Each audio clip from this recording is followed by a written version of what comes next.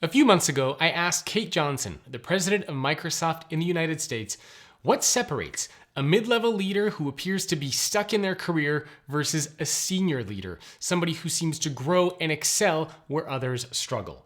Kate said it ultimately comes down to one thing. Do you think of yourself as an implementer or as an owner? In this video, I'm going to talk about the difference between both of these and how you can think of yourself as an owner to succeed and grow personally and professionally.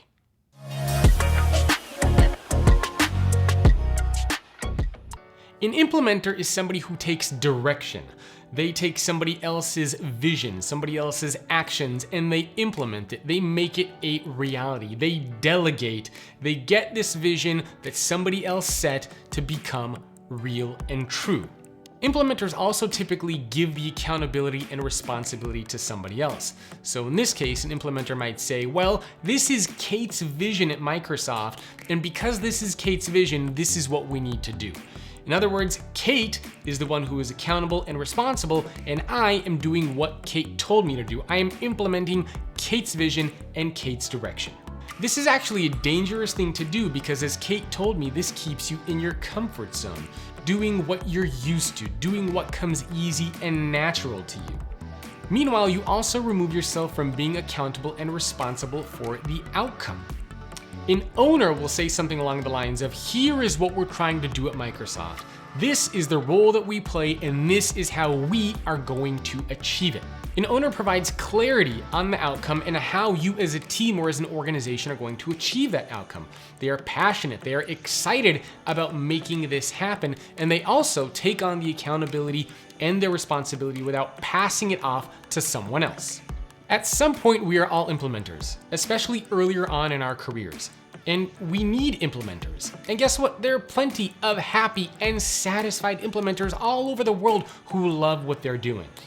But if you want more, and if you want to grow and excel in your career and get into a position where you are leading a team or an organization where you have the ability to make profound change on your team, your organization, on society, on the world at large, then you are going to have to move away from thinking like an implementer to start thinking and behaving and acting like an owner of the business.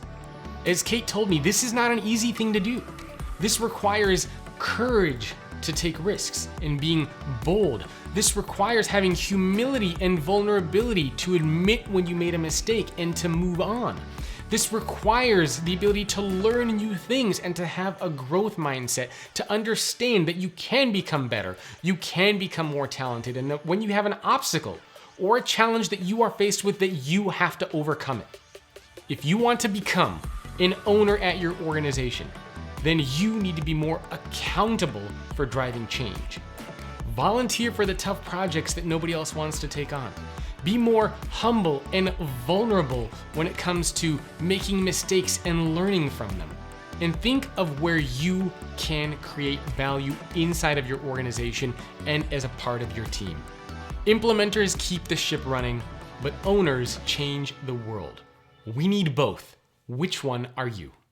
Thanks for tuning into this show. I really do hope you enjoyed it. And don't forget to head over to defineleadership.com to grab a copy of my brand new PDF that's going to walk you through a framework on how to create your own personal definition of leadership and why that matters now more than ever.